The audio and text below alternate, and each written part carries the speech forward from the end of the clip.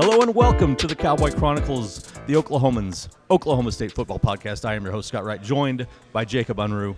Time to talk some Oklahoma State football for the regular season finale, which means in terms of regularly scheduled appearances at Stone Cloud, this is our finale as well. This is, yes. I'm sad. Me too. This is like a somber podcast. I'm sorry. It's a little rough. It doesn't feel like that long ago when we were sitting at the back table over there with Matt chatting about how we were going to make this whole thing work. Yeah. And now the season's over. And we've made it work somehow, except for last week. We didn't really make it work too well last week. We did not make it work well last week. We apologize to our regular YouTube viewers. If you're listening, if you're a regular audio listener, you got to hear it, but the audio situation did not mesh up correctly. Our apologies for you not getting to check out. If you did miss it last week, we're really sorry because it was the best one of the year. It was. Yeah, absolutely. No doubt. We looked fantastic. Oh, absolutely. We finally had faces not made just for print and radio. Exactly. We were finally able to do this on YouTube and feel respectable about ourselves. Yes. We will be back here at least once, maybe twice, if we can work it out during bowl season, depending on how the schedule falls. It's always a little bit tricky because you get into basketball really heavy. I start doing a little bit of women's basketball, a little bit of wrestling. Yeah. Things don't always align, but we'll try to make it happen so we can come back here, record a couple more podcasts at this fantastic place, drink some more of their fantastic beer. And on that note, what are you drinking tonight? I am drinking. You got a really big glass. I did get a really big glass. I'm jealous. It's impressive, isn't it? It is. Alyssa really hooked me up. It's a Dead Saison. Ooh. It came out of a can. They don't have it on tap right now, but it's got some really good flavors. I'm a big fan of Saisons. Okay. And if I find a good Saison, I really stick to it. This is one of them. The thing about a Saison, though, is you got to find one that's not just sour, because a lot of times Saisons get sour, and I don't always want that. And this has got a good balance of that. And so I'm really a big fan of it. It's called Dead Saison. I'm trying to determine whether you're a really big fan of Saisons or just a big fan of saying Saison. Ooh. I'm a big fan of Saisons. It's always been my go-to. All right. If I go to a brewery and there's a Saison, I'm generally trying it. All right. Either it's a taster or a full pour. I'm going for it. I'll read the description and decide if it's going to be sour or not and kind of go. But like we found, on a side note, I found we were in California. We were in Monterey and all that in California this summer. I found a brewery that was known just for Saisons. Ooh. And it was like heaven for me. It's like, Very I want this Saison, I want this Saison, I want this Saison. I loved it so much. And you mentioned it came out of the can behind the bar. Yes. I always forget. Yes. So for the viewers who might come try this place out here on 917 South Husband in Stillwater, they don't just have the stuff on tap. They've also got the fridges that you can see what they've got in cans back there. I always forget about that. Lots of options here. Yes. It was tough for me to choose today. I went back to one that I've actually had on the show before. Okay. And for the record, this is my beer. It's your beer? No predictions again? We had that's one, true. We had one. We didn't have YouTube, so people couldn't leave their comments. That's true. I forgot about that. Ryan the Great on Twitter came and offered a prediction, but he picked Oklahoma State, so I get to drink my own beer. So those of you watching on YouTube, or if you're on Twitter. Hopefully you're on YouTube this week. Yeah, exactly. Go into the comments, leave your score prediction. Have a chance to win a free beer that we will drink for you next week. And maybe you can have Astro Dog, which is what I'm trying tonight. Not trying. I've had this before. Astro Dog's a good one. Big fan of it. The one thing that's got me a little bit nervous, we're dealing with 7% situation here. Ooh. I've eaten very little today. Uh-oh. So that's a little bit of a teaser for the folks that are watching on YouTube. You might want to stick around to the end to just see how I handle the next 30 to 45 minutes. Yeah, there we go. This is exactly why I don't get their stouts here. Because the stouts I want to try are all 13 or 14%. And I'm like, if I drink one of those in just one of these podcasts, it might be some bad news. Yeah. Or good news for the viewers. I don't know. Who knows? They might enjoy it. It might be our most watched podcast. It might be. Ever. Yeah. We might need to consider this. We might have to. You get to bowl season, anything can happen. Yeah, that's right. That's right. All right. Well, we're going to talk about bowls. We're going to talk about a little bit about Bedlam, though we covered a lot of it in our post-game podcast, as always. Take you behind the scenes at a really busy day talking to players today. 6 guys after practice. And I'm not even sure. It's been such a scramble since we finished and came over here. Did we make it to all 6? I made it to 3. 1, 2. I made it to 3. So hopefully it was different 3. Yes, And we all I aligned. think so. I think we did. I think we got all six. I never saw you in the same group I was in. Right, exactly. So yeah. So I think we made it to all six. We'll get into behind the scenes and chat with you about what the players had to say today, which was a variety of things. So we're all over the place. It's very rare for us to get 6 players after a practice. It's senior day on Saturday, Right. so we got 6 seniors. Yeah. And a lot of it was senior day talk. Right. I'll be honest. Yeah. A lot of that. Because at this point, they know that it's just a bowl game left, so there's a lot of that talk. Yeah, absolutely. So we'll get into all of that. Look ahead to West Virginia, which is a very interesting game. There's a lot of things that are confusing about this West Virginia team. Yes. The thing that I don't think is all that confusing is they're not great. No. But they have some numbers that suggest that they might be a little bit better than the record indicates. Anyway, we'll get into all of that. With that, we want to remind folks to subscribe to the Cowboy Sports Minute, the Oklahomans newsletter for all things Oklahoma State athletics. Go check that out at oklahoman.com and enjoy all the stuff fed directly to you through your email. We already talked about putting score predictions in the comments. That's always something that I have to remind myself to get to at this point as I check my notes to make sure that I've gotten everything that I need to get to, and I have. So let's jump in. Last thoughts on Bedlam. We'll start there. Ooh, last thoughts on Bedlam. Glad that's over. Yeah. I mean, I don't. That was. I don't know. We talked a lot about it the other day, and then I got lost in the parking lot talking about it. But yeah. it's. I was thinking today when I was writing on some stuff for pregame and about Spencer Sanders in this. It's his senior day on Saturday. Right. We don't know if he's coming back next Still season. has a COVID year. He's got that year. But I thought about the last time he threw 4 interceptions against Baylor. Mm-hmm. You know what he did the next game? He only led them back from a huge deficit against Notre Dame Right. in the Fiesta Bowl and threw for almost 400 yards, 4 touchdowns, ran for 125, put on a clinic. Probably the best game of his career. It has to be the best game of his so. career. Considering the opponent, considering the stage, considering what they did to come back and win the game. So what's he going to do on Saturday? Right. I mean, and that may not pertain too much to Bedlam, but I just think of Spencer and how he played in Saturday and how he can rebound from that. And Right. that's what stuck out in my mind. Yeah. A couple of things on Spencer. The first one being it's so hard to really put in perspective the kind of day that he had because the 4 interceptions are such a sore thumb. You know, obviously he has his history, even though he hadn't had a double-digit or a multiple interception game all season. Yeah, no, it was until Saturday. 5 before that, right? Right. Yeah, So, all in 5 different games. So his taking care of the ball aspect of his game had really improved. We got a lot of fun dogs here tonight. yeah, This is great. that's a good dog right is there. really That's a exciting. good doggy. Right. So he had really improved on that aspect of his game over the course of the season. The 4 interceptions just kind of – there's some PTSD for fans Yes. and probably for Spencer himself. So that's difficult. He threw the ball 67 times, a program record 67 times. On a bum shoulder. With a bad shoulder. He's hardly practiced at all. There were a very minimal number of throws that I thought he kind of missed there. Mm-hmm. You know, there were a couple of deep throws that he overthrew some guys. Had some miscommunications with guys, one that led to an interception, some different things like that. But for the most part, I thought he held up well with the throws. And he got hit a bunch. He was under pressure a ton, and that was I think really impactful in his decision making. Is his ability to deliver the ball on time and on target.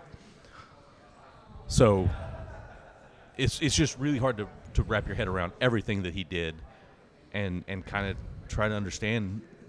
You know, I mean, this is still the most important guy on this team. Yes. Hands down. It's not close, and trying to make it all make sense is difficult. I think is what I'm getting at. Yeah. It was a very impressive and depressing day, I think, if you're an Oklahoma State fan, and those two things just don't go together. They don't mesh. So You talk about Spencer, and Jenny Carlson, our colleague and friend, asked this of Gundy yesterday, what his legacy is. Mm-hmm. And he said, was a fighter, I think is what he said, Mm-hmm. right? What is your legacy? What do you think his legacy is in your mind? Tough MFer. Tough I effort, mean, that's the thing that stands out more than anything when you look at, the offensive line has not been great during most of his career. He fought back from the turnover issues that he had early in his career that were devastating. A lot of guys don't dig out of that hole when you go and turn the ball over 5 times and your team loses by 10 points, as a freshman. Not everybody recovers from a confidence standpoint. He did. I shouldn't even say recovers. I don't know that he ever wavered from a confidence perspective because that's how he is. So mentally, physically, he is just a tough dude. And, yes, he's going to go down as the career leader in interceptions at Oklahoma State, but he's going to lead in a lot of other really meaningful, or be positive, top 3. Yeah, in a lot of meaningful, positive categories, and he's always going to be a polarizing guy in terms of how fans view him. Though I think the detractors are a lot smaller. They're just really vocal. Yeah, I think that group has really dwindled over the last 2 seasons. They're just really vocal, particularly on Twitter, which is sort of where they can exist. Yeah, that's a whole different topic. I think there is a really large portion of the fan base that loves this guy for his toughness and his leadership.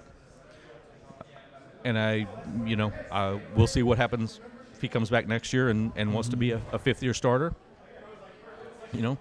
I look around the NFL and see some guys that are 3rd-teamers right now, and say, Spencer might be better than that guy. Yeah.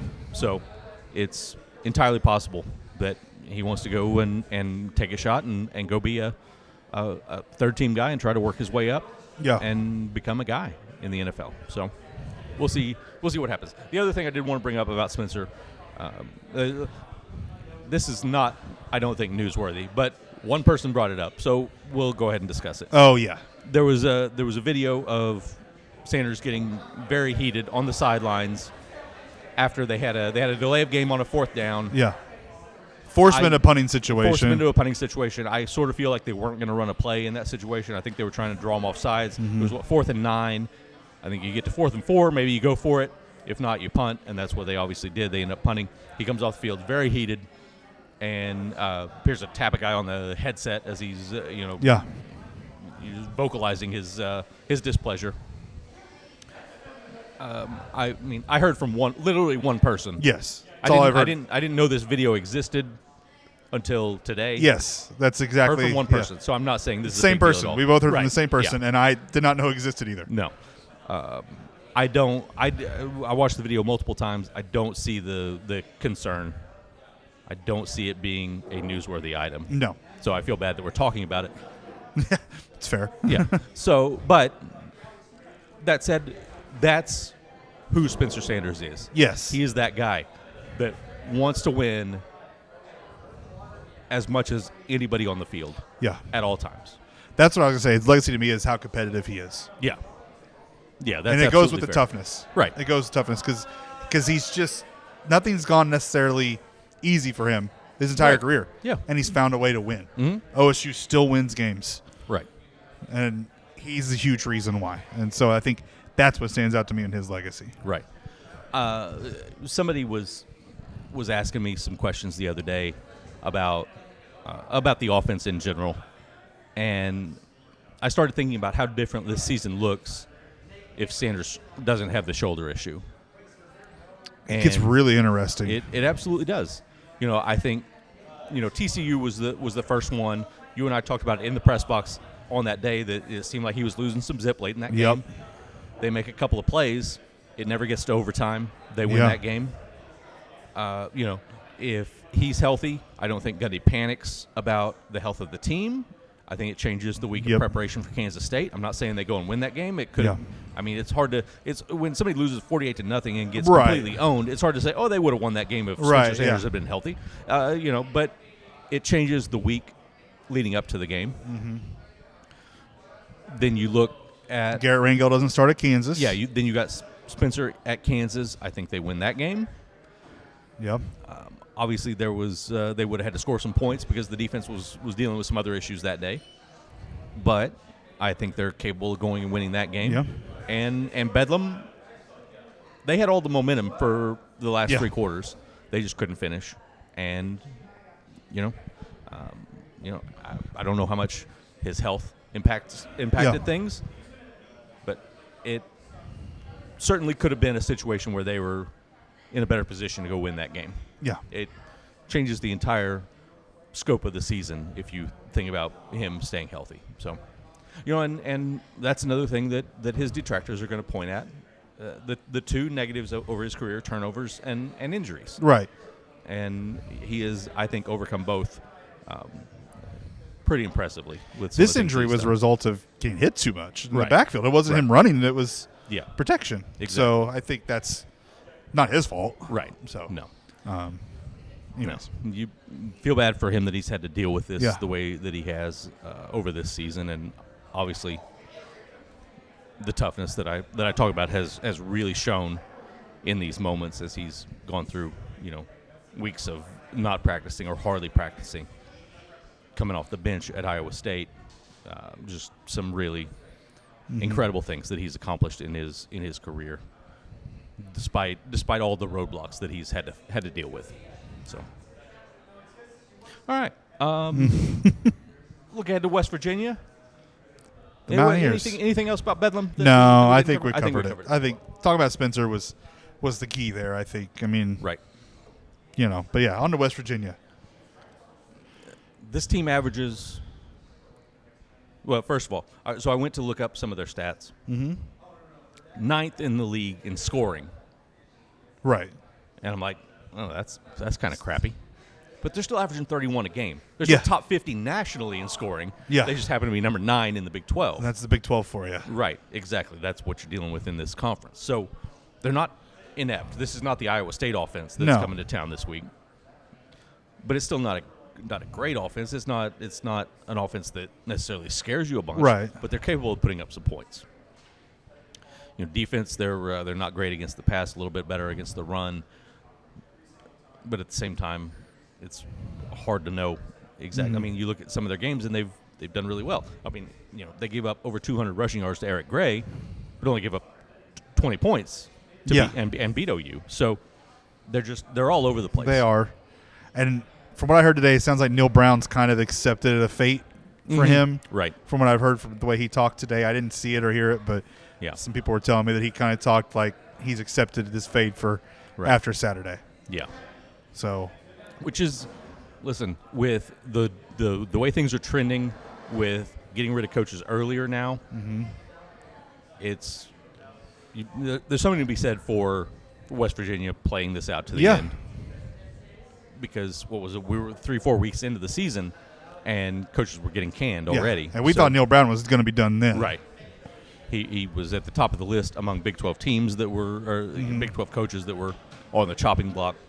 Felt like that was going to be the direction that they went, and so I still yet to be seen how much it benefits you to make that move early. Right now, obviously, signing day is what, 4 weeks away, 4.5 weeks away right now. So It hasn't – I mean, I don't feel like it's benefited these teams too much. No one's hired any coaches. right, exactly. This isn't like last year. Yeah. When teams were actually making hires. Yeah, no one's hired any coaches, right? I mean, Auburn, Nebraska, they're all still looking for Yeah. coaches.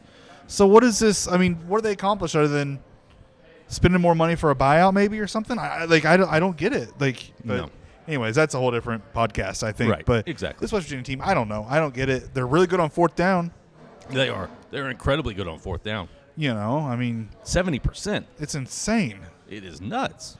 But OSU's 50-50 on fourth down defensively, which I thought was about an interesting stat. I mean, Right. You've got a 50-50 chance against them, I guess. Mhm. I mean, it's but then they're 27% conversion on third down. Right. Still one of the best teams in Number the country. 9 in the country. And if you I think if maybe you go higher. back, they might be this Maybe week. 4. I think 9 for West Virginia's fourth down, 4 for OSU's third down. I think. And is if what you it go is. back over the last 3 years, they're going to be, I think, probably even higher than that over with what they've done. Because you go back to Jim Knowles next to last year, that was one of the first things that they started doing really well. I think that was the year they actually led the country in third down.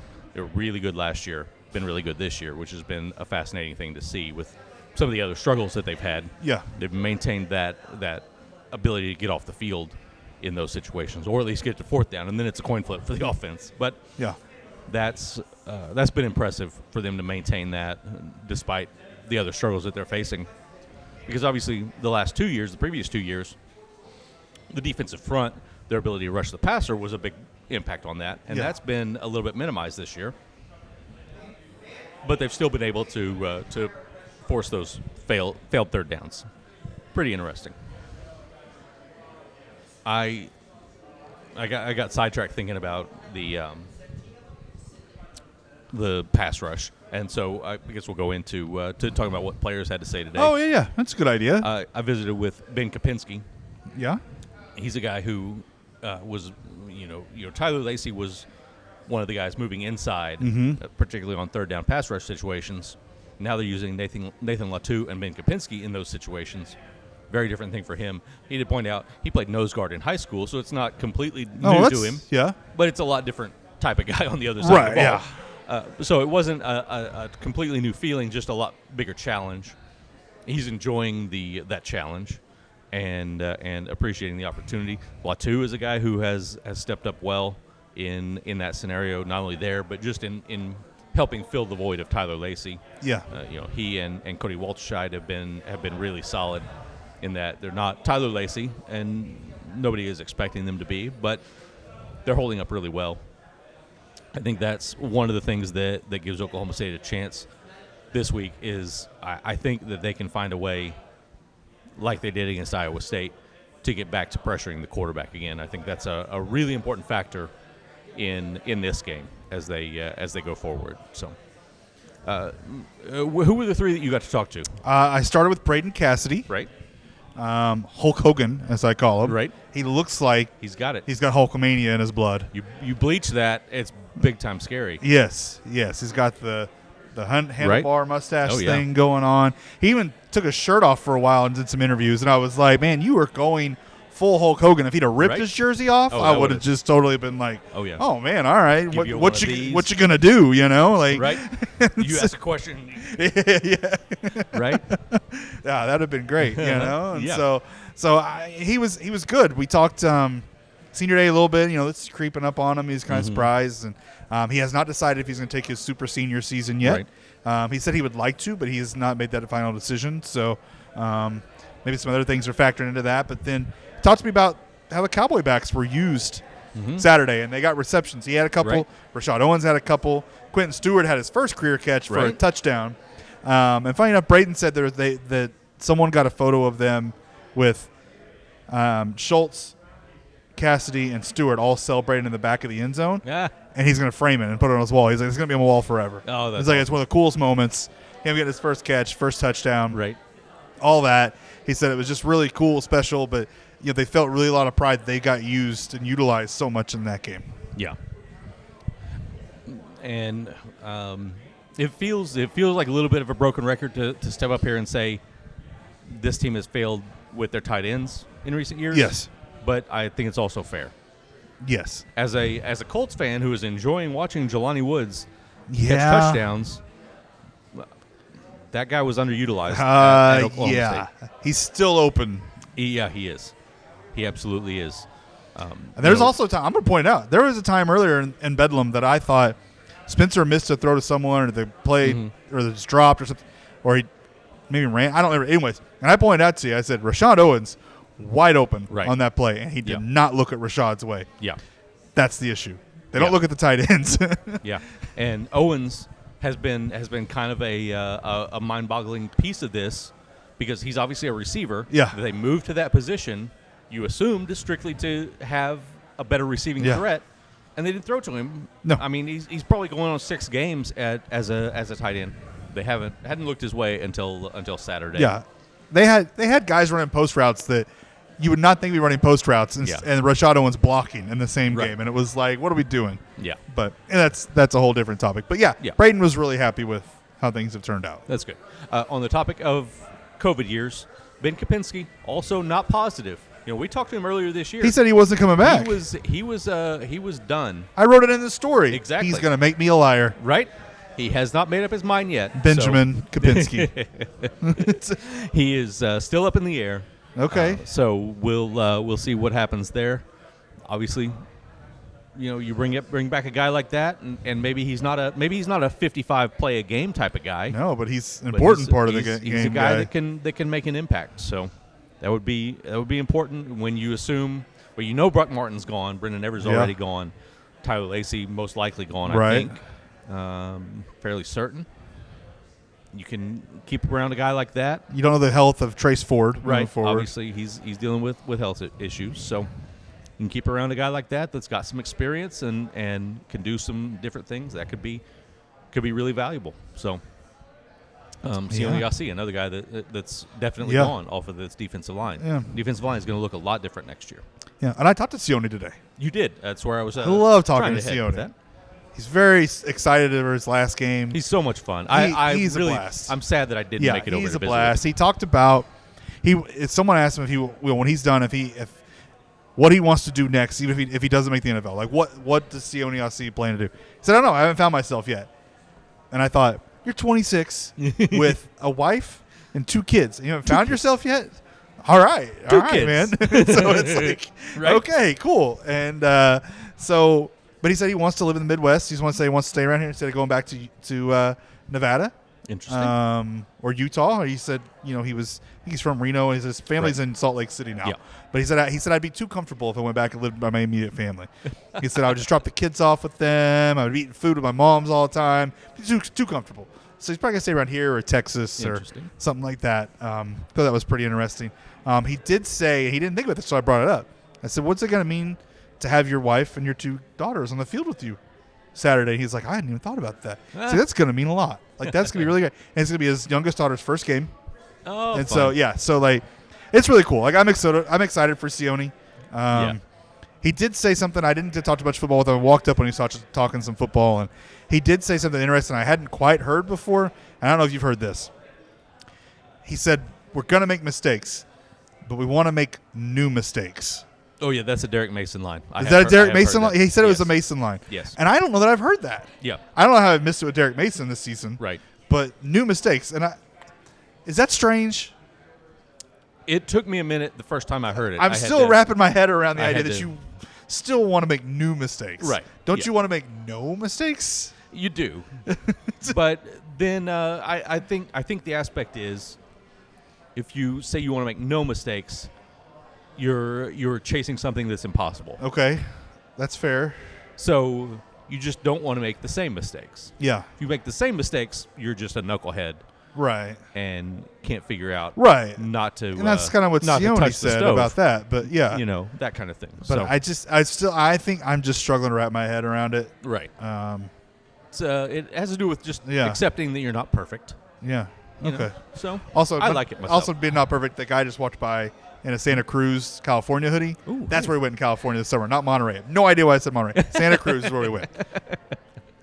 Long few weeks, everybody. It's a good thing that guy walked by. He did Otherwise, walk by. we I've got to would've get had that corrected. Now I'm this- thinking about it. Incorrect information floating Yes. around in Yes. the There is ether. a Saison beer brewery there called Sarah's, and it's awesome. Sarah Saisons. Yes. Ooh. Something like that. That's fun to say. Yeah. All right. You also visited with Matt Hembrow. Matt Hembrow. It My was- first time visiting we Matt got, Hembrow. We've talked to Tom Hutton once earlier this year. Today was Special Teams Day. We got Matt Hembrow and Tanner Brown. I got to talk with Tanner. I'll share a little bit of that. But Two not all of the 3 national award semifinalists on That's this team. exactly right. They're both up for their respective positions award, and then Jason Taylor is a semifinalist Yeah. for the Thorpe Award, That's exactly right. which I'm curious if he'll get a finalist. He might. I haven't looked at the numbers on those guys. I haven't looked either, but he could, just based on some things. But I Yeah. don't have my hopes up either. Right. I mean, obviously, 5 picks is really big. Yeah. Bunch of tackles. 82 tackles, 83 tackles, something like that Yeah. in the 80s. Yeah, he's got a chance. And but anyways, on Hembro, Matt Hembro, and Tanner Brown, like they need to be finalists. But anyways, well, I'll break down. I'm voting on the Lou Groza. Oh, that's right. I haven't cast my vote yet, but I have studied. Okay, everything. perfect. So, I have not studied these. I'm just saying from what I've seen. Right. And I don't know how to judge a long snapper, but apparently Matt Hembro's really, really damn good at his job. Right. Exactly. So I'm going to just go with make him a finalist. Yeah, I'm all for that. But listen, anyways. I've never seen a bad snap from him. Exactly. I cannot remember one. I cannot remember one either. I don't think anyone around there can. No. But that's what Tanner Brown pointed out, because I said, you've dealt with long snappers. He played at JUCO. He played at UNLV. Now 2 years at OSU. So what's different about this guy? He says consistency and his speed. Yeah. He said both are off the charts. Huh. Okay. Hembro was a delight. Seemed that way. He was great. He talked about he's from a football family. His dad played college football. When you look at his profile, I didn't get all these details from him. He's had other people in his family play college football at big time levels. Some play one won a national championship in Miami.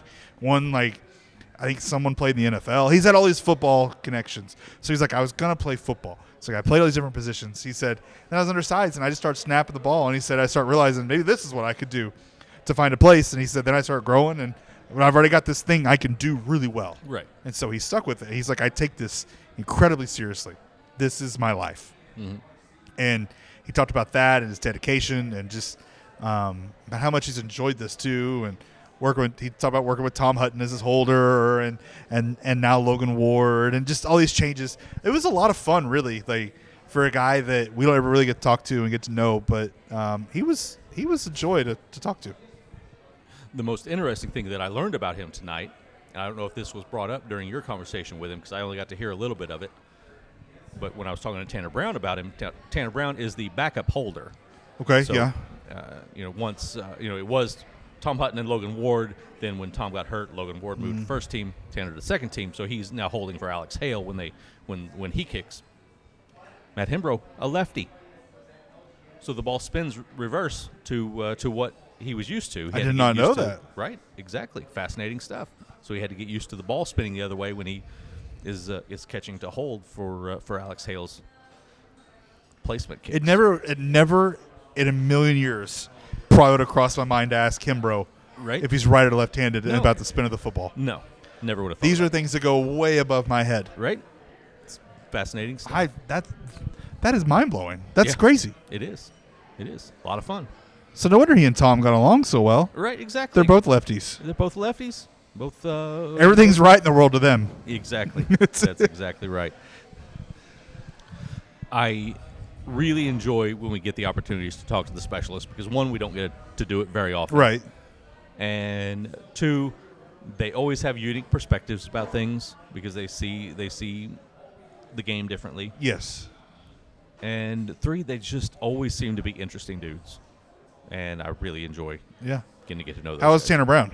I can't give you all the details about Tanner Brown. He was really good. I got a big story on Tanner Brown. I've spoken to his parents, spoken to him a couple of times now for this story that I'm Friday's working on. edition, everybody. That's right, Friday pregame. But a lot of fun. He talked about his journey here, which is just it's wild. He came out of high school, decided very late in his high school career that he wanted to be a kicker rather than a soccer player. He had played flag football 1 year when he was 5 years old. Played soccer the rest of his life until his sophomore year. His soccer coach was also a football coach. Said, "Hey, why don't you come kick for the JV?" As his sophomore year. Starts kicking, falls in love. Gets to his senior year. Everybody thought he was going to be a soccer player because he was really good. And in May, comes to his parents and say, "Hey, I want to go play football." And they have they had a junior college nearby, College of the Canyons. He's from California, and goes there. Has 2 really good years. Gets a shot at UNLV. Goes there. Has some. He's able to punt and do kickoffs, but he was the best holder, and the other field goal kicker was pretty solid. So they went with him as the holder. So he didn't get to do didn't get to do field goals the entire year at UNLV. Gets to the end of that year, decides it's not for him, moves home. He enrolls back taking some more classes at his junior college. He's working a real job. Also driving 2 hours 3 times a week down to Carlsbad, California, to go kick at the John Carney facility. John Carney, the former NFL guy, has a facility in Carlsbad.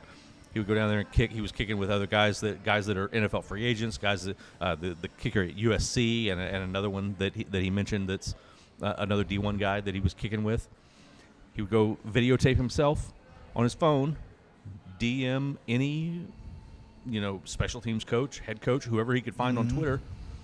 MK Taylor gets one of these messages, said, "Hey, we need a kickoff guy. Would you be interested in coming?"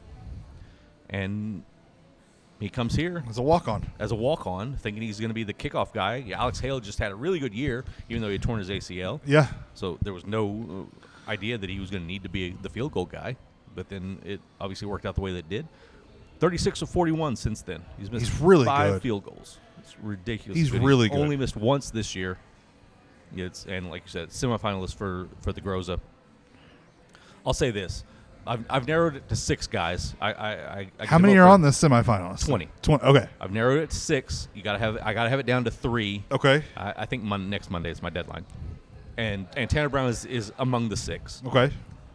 There are 2 guys that I'm pretty well convinced have to be on my finalist list. So and Tanner's not one of them. He's in the other 4 battling for that last spot. I don't know what I'm going to do because you're literally. I've never had to, to be this picky in looking at trying to decipher. You're like, all of a sudden, okay, the guy from Buffalo, he missed an extra point. Well, was it a bad snap? Now I'm like, can I go on YouTube and find this Buffalo to find out what happened on the missed extra point that he had? Yeah. All these weird things. And Tanner's numbers stack up against just about everybody, with the exception of 2 guys. The guy at Stanford, Joshua Carty. He's 16 for 16 on the year, 12 of those over 40 yards. Ooh, it's pretty ridiculous. He made a really 61-yarder. Ooh. And so right now he's penciled in as my number 1 guy right now. Yeah. NC State kicker, also very good from long. A lot of long range kicks as well, which is, that's part of this is just opportunity. Yeah. Tanner's only been asked to kick 1 kick over 50 yards. That's true. It was in the most difficult situation maybe of the season for a field goal in overtime at TCU. Oh, yeah, that's right. I was forgetting. I was like, right. Where? I know this one, but yes. He hits it from 52. He's perfect on PATs. He has 1 miss, and it was over 40 yards. Perfect on everything else. So his numbers are right there, and I'm not looking forward to. Wasn't there what was the circumstances there? There was a circumstance, I feel like, in the miss he had. Wasn't it a bad situation or? I do not remember there being anything Maybe I'm unique thinking about that up in my head, but I feel like there was something there. Yeah, but, I don't remember anything unique about it. Yeah, okay. But, it's been a long season. Yeah, it has. But 19 of 20 is really impressive. Like I said, he hit the only time he was asked to go beyond 50, he hit it, and in the most clutch situation. So he's right there. Mm-hmm. I just got to figure out a way to narrow those last 4 down to 1 and decide who I'm going to. I guess you got to wait on Saturday. Yeah. I am waiting on Saturday. That's what you got to do there. And you talked to Braden Johnson as well. I did. A lot of fun. I always enjoy Braden because he has become a very deep thinker. Okay. He wasn't always that way early in his career. He's always good to talk to.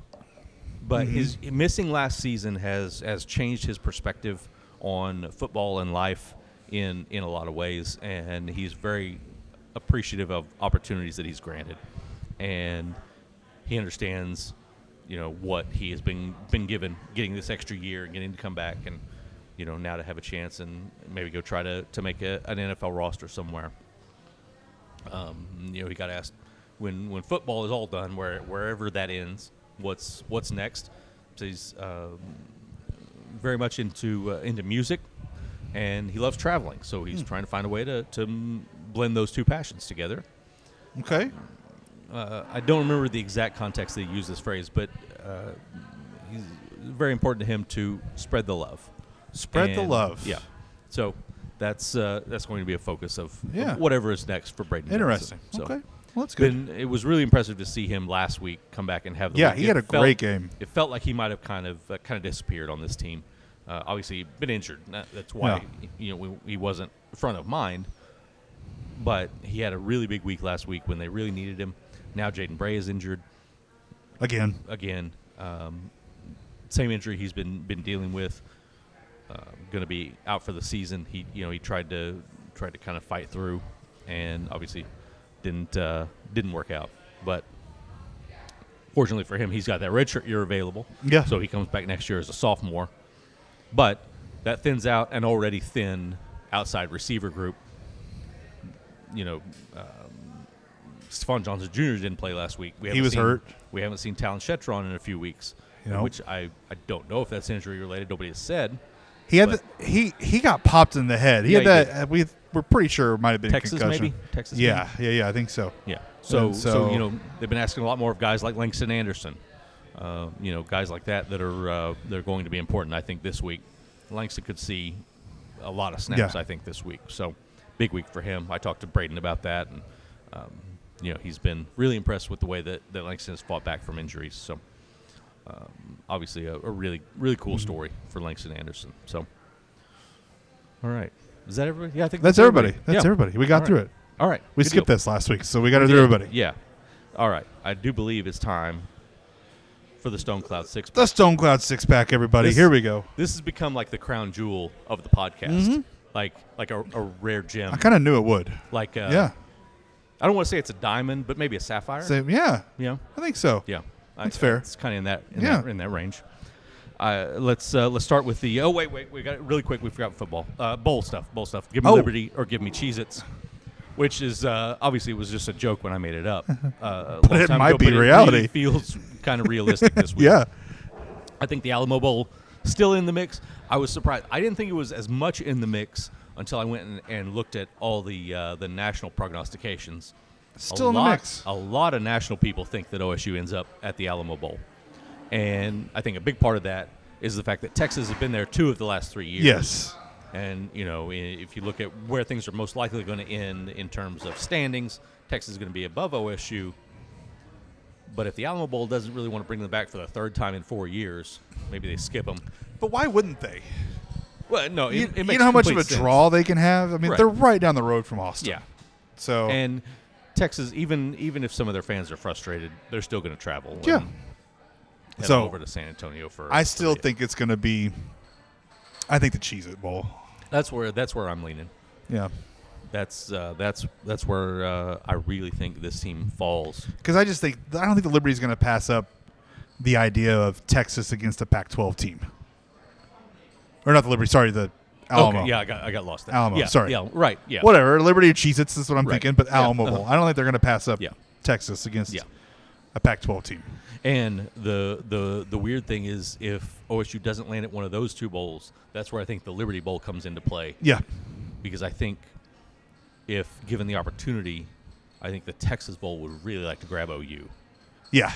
And so I think they might skip down the standings to get OU because they've never had them before. Whereas the Alamo Bowl just had them. Liberty's never had them either, though. But the Texas Bowl's got the first pick. That's true. That's so true. they would get the opportunity there. And then that's when Oklahoma State, I think, lands in Memphis at the Liberty Bowl. So, all right. Well, with that, let's go ahead and crack the top on the Stone Cloud 6-pack. The first 3, of course, are football-related.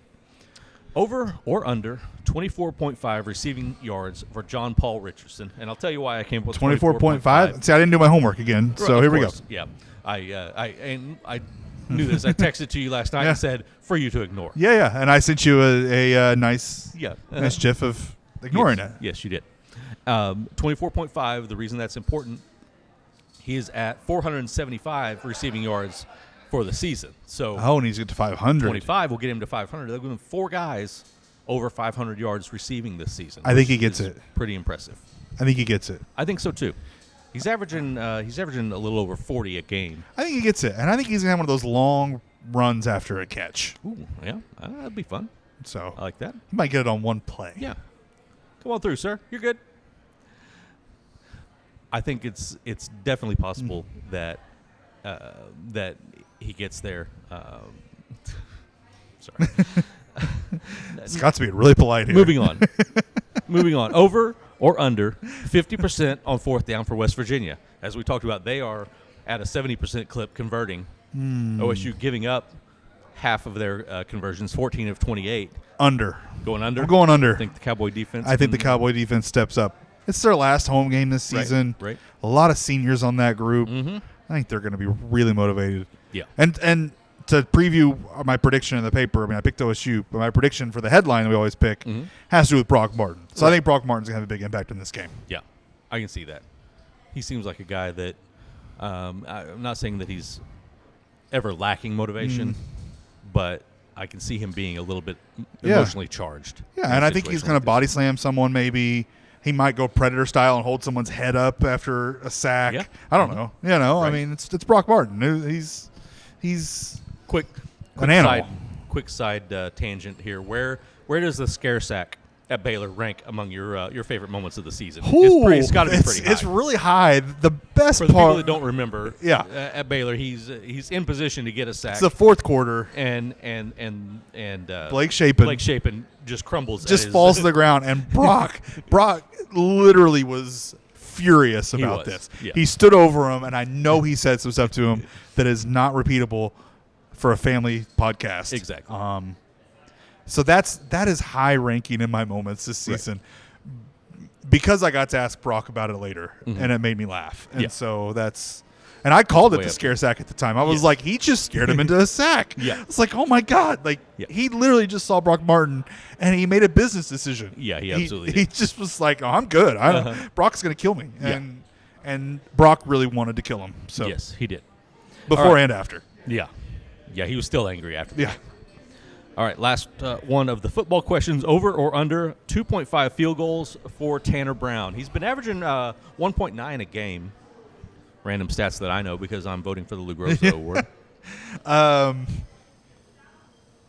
Over.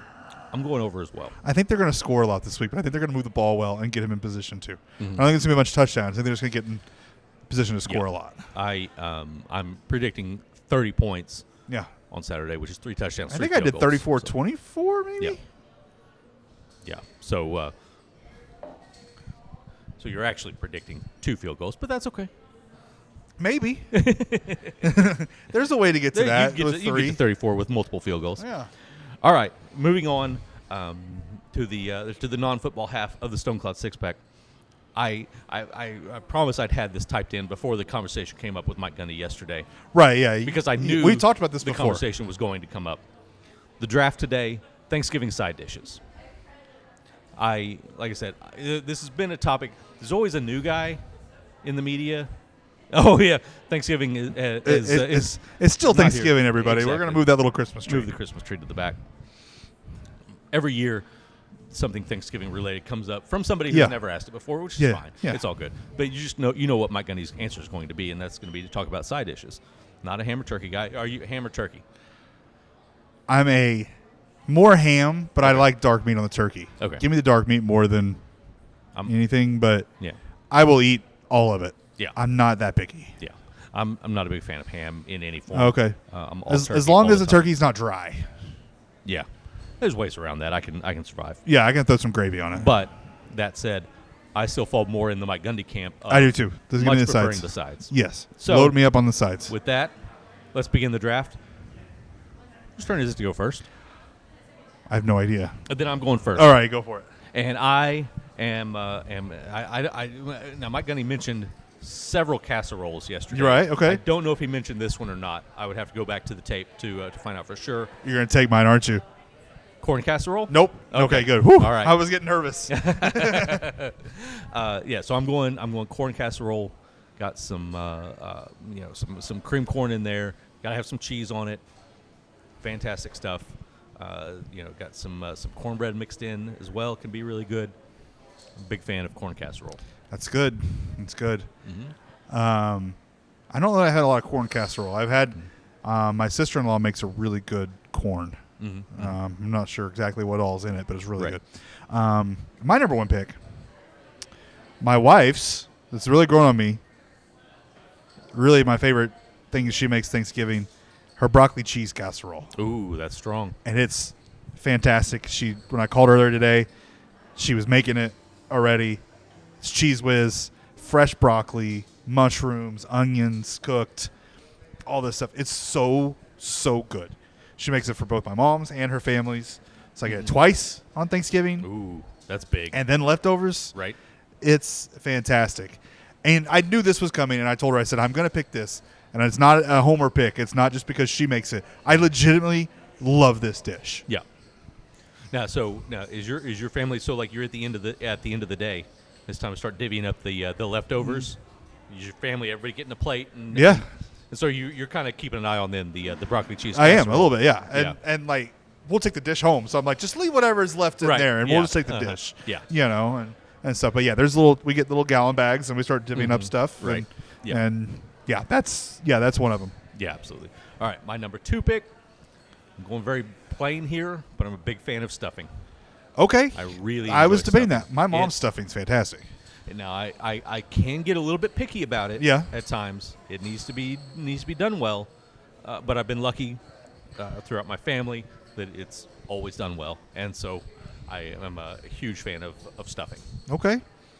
Is anyone going to pick green bean casserole in this? Because I'm not. I like green bean casserole, but I'm not going to pick it. Eddie Radosevich might come after us. He might. That's possible. I'm not saying I'm afraid. Yeah, I'm not. Yeah, it's fine. But I'm just saying. I'm not touching green bean casserole. But I'm not either. It's fine. I'll eat it. It's fine. I'm not eating it. I do not. Oh, really? Okay. Green beans. I got a weird thing with green beans. That's fair. Can't do green beans. That's fair. It's going to be very, very basic here. Actually, you know what? No, I'm not doing that. It's too easy to pick mashed potatoes and gravy. Is it? I mean, you don't have to because it might be on my list. Yeah. I'm just saying. I'm picking mashed potatoes and gravy. I'm picking it. Okay. Yeah. I was debating something else, but I'm still not going to pick the other thing. I'm mashed potatoes and gravy.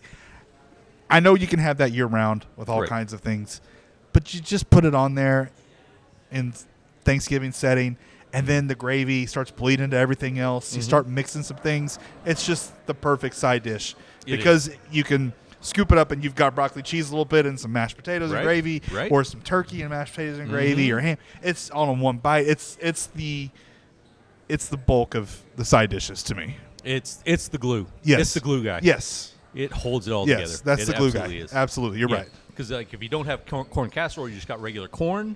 You get some of that in the exactly. Yes. You can't beat it. Yes. It's absolutely probably if we just did a straight food draft, it might make my top 3. Absolutely. Yeah. Yeah. It's big time. The versatility is magnificent. All right. Well, I should have talked you off the ledge and told you not to pick it because I was going to make it my 3rd pick. But with that said, I'm going to go a little bit more off the board, and this is a little bit more of a specialty that we get with my family: hash brown casserole. Oh, I love a hash brown casserole. Yeah. That's good. It's big time good. You get I don't know how they do it in your family, but my family does cornflakes. Yeah, I've had that. Yeah. Yeah. Big time good. You get that mixed in with the cheese and the hash brown bits. Fantastic. Absolutely. It probably should have been my number 2 pick, honestly. That and corn casserole are the 2 things that I'm looking for immediately as soon as we get plates and head for the line. So, well, I actually saved what probably would have been my normal number 1 pick my entire life. Ooh, for my 3rd pick because I knew it was going to be there. A little bit of drama. I like it. Cranberry sauce. Oh. And I'm not going that homemade garbage. Right. Give me straight out of the can. Out of the can? Ocean still got spray. The lines it's on the still side got the lines on it. You cut it funky. Just give it to me that way. All right. It's the best. I've loved it since I was a kid. Uh-huh. And if I don't get that at least one time on Thanksgiving, it's not Thanksgiving to me. Mm-hmm. I've got to have that cranberry sauce. Right. So that's my 3rd pick because I can't complain. I love that thing. And my wife makes fun of me. She's like, it's really just nothing and not that good. I'm like, I don't care. I love it. Right. My mom usually sends me home with whatever's left of it. Mm-hmm. Like, it's not like it's like divvy that up. No, I just get it all. Right. And I eat it all, too. I don't hesitate. I'll eat it just as a little snack after Thanksgiving. It's the only time of the year I eat it. Right. I love the stuff. Yeah. But, yeah, it's cranberry sauce is my 3rd pick. No complaints. No complaints there. Yeah. I remember the first time I saw it out of the can. Yeah. I was very confused. My grandma had already cut it up before we got there. Oh, yeah. And, laid it out on this plate. Oh, yeah, all the little circular slices. Yeah. I was like, what in the world is that? Yeah. I remember the first time I had it when it wasn't out of the can, and I thought, what are we doing? This is stupid. This is not good. This is not what I want. And now I've had some that I'm like, okay, this is fine, but I'm still going to go over here and get the can. Right. So I'm sticking with that. I also debated deviled eggs. I respect the appreciation that people have for them. I'm not a fan. Really, I love them. If they're really good, I love deviled eggs. That was my debate over mashed potatoes and gravy. I was like, ooh, but yeah, I'm glad I chose what I did. Yeah. Do you have any family within your family bubble that goes alternative for either Thanksgiving or Christmas dinner? Well, so a lot of times we're not doing it this year for Ashley's family, but my wife's family, a lot of times we'll have turkey and we'll have some ham, but prime rib. Ooh, hey. Usually too. I'm not going to complain about that. And it's phenomenal. Mm-hmm. Like, it is so good. So that's usually the alternative. This year we're doing some alternative too with her family. I have no idea what's on the menu yet. I'm excited to find out. Yeah. I don't think it's prime rib. We're not doing as much family this year, but usually it's prime rib. We'll have that at Christmas too. Yeah. Back before my grandma passed away, the last probably 10 years or so of her life, she passed away when she was 80, so like 70 to 80, she enjoyed the traditional Thanksgiving dinner, but she didn't want to do it for Christmas too. Right. We don't do it at Christmas for my mom's. Yeah.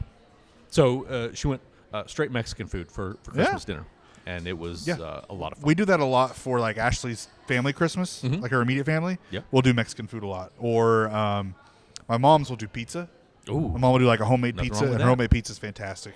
Or her homemade spaghetti and meatballs, which is like a family recipe that's incredibly good. So we'll do that usually a lot too. All right. Good deal. Well, now that the draft is over, I'm moving the Christmas tree. Oh, back. yeah. I guess we can go back to Christmas time. Yeah. So I'm just not ready till after Thanksgiving. Just not there. it's understandable. So I'm assuming no Christmas tree up in the Unruh house. No, everything's still in the storage unit. Yeah. Understandable. No, can't argue with it. And Cohen's going to destroy it, so I'm really not in that big of a hurry. Right. Yeah. Yeah. You only got so much time with the shelf life of the tree once you get it up and with a 2-year-old in the house. So that's understandable. All right. Well, with that, I think it's time to wrap this thing up. This thing We've is been going a long time. Almost an hour. Well, so. that's what happens when you don't put us on camera last week. That's exactly right. We're making up for it's a double episode for all the people that missed last week. So we appreciate any of you that are still listening at this point. Thank you very much. We appreciate the folks back at the office for putting it together and getting it out on YouTube. Hopefully the technical difficulties are all sewn up and we're able to actually get this out there for you. Remember to drop your score comments in the score predictions in the comments that I mess up every week. and whenever we get back around here, we'll drink a free beer for you. Yeah. So with that, thank you. Happy Thanksgiving to all of you. And thank you for listening to the Cowboy Chronicles.